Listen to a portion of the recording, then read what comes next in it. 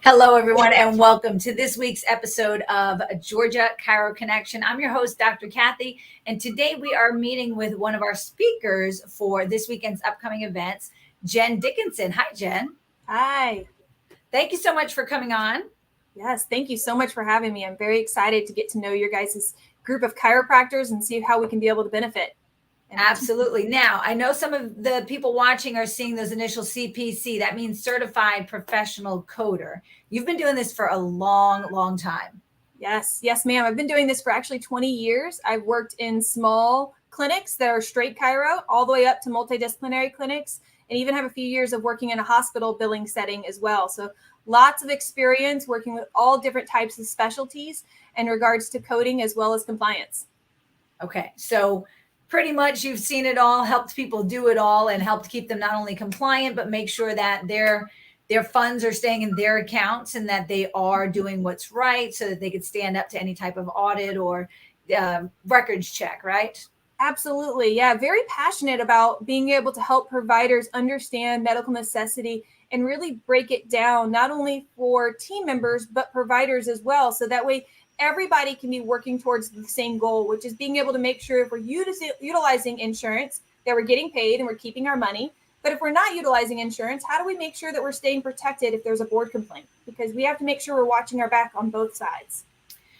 So I'm glad that you started off that way because I teach at the university, and oftentimes I'll have students that say, well, I'm not going to be doing any insurance, so I don't have to take records. And I'm like, no, that has nothing to do with insurance.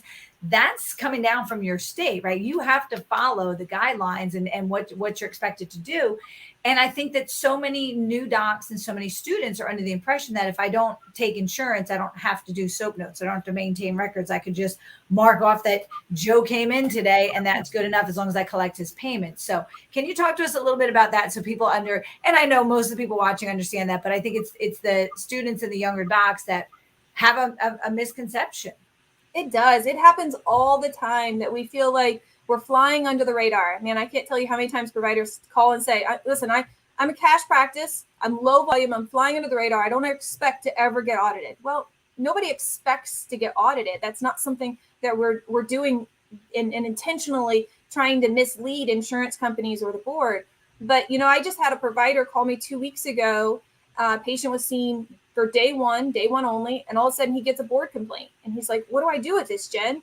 And I was reading through, and the patient ended up complaining because the provider checked his spine, but he had originally came in with also a left elbow complaint. And so it was the fact that the patient didn't feel as if they were getting completely looked at and as if their complaints were heard. And so that led to a board complaint after just one visit. And so it's not about the fact you saw the patient 10 times, 12 times, that you were using just a 98942. Sometimes patients complain just because they don't feel like they're being heard. And so you want to make sure you're setting that strong foundation from the very beginning and laying out that medical necessity. So medical necessity is one of those terms that in chiropractic, for a lot of people, myself included, it was always hard to hear those words because I'm like, they're never going to say it's medically necessary. It's chiropractically necessary. It's neurologically necessary, right? And it's just one of those terms that when you're going to play in that sandbox, you got to sometimes play by their rules. But can you help for the people who are either just dipping their toes into insurance for the first time or who are not participating in any insurance, that they can understand where that term really comes from or what it means for us as far as the care that we're delivering? So it really comes down to the OIG when we look at their policy and what their job is, which is to basically help protect the Department of Health and Human Services to make sure that if claims are getting paid, they're getting paid correctly. And so from a chiropractic standpoint, what we really need to be doing is we need to be making sure that as we're looking at the subluxation, that we're supporting that subluxation. And you can support that through an x-ray, or you can support it using PART. So in case those that don't familiar with PART, pain, symmetry, range of motion, tissue tone. And so what we're going to be going through this weekend is actually walking through how you're already finding PART and how you can just simply be able to document it. It's not difficult from what we're already asking you to do. As a provider, you're already looking at that subluxation. Now we're just talking about really what do you need to put down on that paper to be able to support that exam and to be able to support all of those visits after that. And so is that something that you'll be working on with everybody this weekend at the South Georgia CE? Absolutely. Absolutely. And I'm a big component of also utilizing technology. That's one of the things that really attracted me to compliance and coding, is that we have this up and coming technology and this opportunity where we can be able to utilize the systems that you guys are currently already have to be able to make your documentation so much easier, and as well as your coding. And so we're going to be walking through how to be able to document part, and then some examples in certain EMR systems about how you can be able to force that out without having to spend hours behind a computer, because that's the last thing we want. We want you in front of the patient, focused on the patient, and not feeling this torn feeling of, oh man, I got to get back and get that note completed, because that's not present time consciousness and that's not great care. So let's find that balance. And that's exactly what we're going to be going through this Sunday. And I'm glad you said that, because in the office, so for example, this morning, we just had a massive rush because I'm heading out of town, of course, to Disney with my kids, which is pretty much where we always go. But we had a massive rush where there's not enough time, because there's so many patients stacked up. And I know I got to get on here to sit there and do notes on every person immediately as I'm adjusting them. And I know that I have to go back and do them before, I lose in my mind, okay, who came in, okay, yep, this person. You know that you have to document this. And I think when you've been doing it long enough, you try to do it as easy and as efficiently as possible. And we all have our little systems of what we do, but we can tweak them. And what I'm hearing from you is that our systems may be working, but there's always a way to make sure that they're more compliant, that there's better documentation, that we are really putting down what needs to be in those patient records to make sure that if we were to, have a provider who was subjected to a board complaint, or if there's a provider who's subjected to an audit, that their records stand up and accurately demonstrate what they did. Absolutely. Absolutely. And I think oftentimes we get overwhelmed because we don't really understand what the rules are. So we start creating these shortcuts, or we start looking at, oh, well, you know what? Joe down the street is doing this, so I'm going to try utilizing this. But if you don't understand what the rules are, how do you play the game? And so really, We're talking about, what are those rules? Like, let's lay it out. Let's not overwhelm you. Let me not just go on and just read straight from the policy, because you can read that. But really, let's break it down, and let's talk about what you're doing in the room, and then how to be able to put that on paper, so that way it forces that medical necessity. And your notes should not be taking you hours and hours at the end of the day. And oftentimes docs get into one habit or the other. They get into the habit of not documenting enough because they don't understand the rules, or they document so much because they've been burned before. And so then we have to find that middle ground where you can still be able to treat the patient, still be focused on them, but still have accurate documentation to what actually happened during that visit. So it sounds to me like this is definitely a segment that team members should be at, staff, whatever you want to call them, your CAs, your billing staff. They should probably be at this session so that they can understand a little bit more of what is expected from the records, especially if they're the ones that are helping to submit it, so that they can make sure that it's compliant.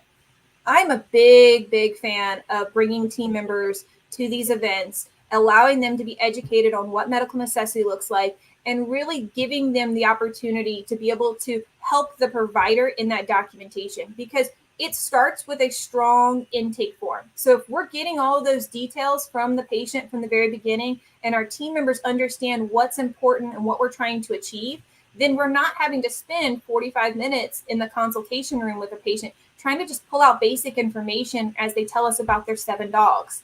And so we really want to find that balance of being able to say, okay, this is what your team members can help you with. This is what is a provider responsibility. But here's how it all comes together to be able to lay that foundation for your notes and for your treatment plan.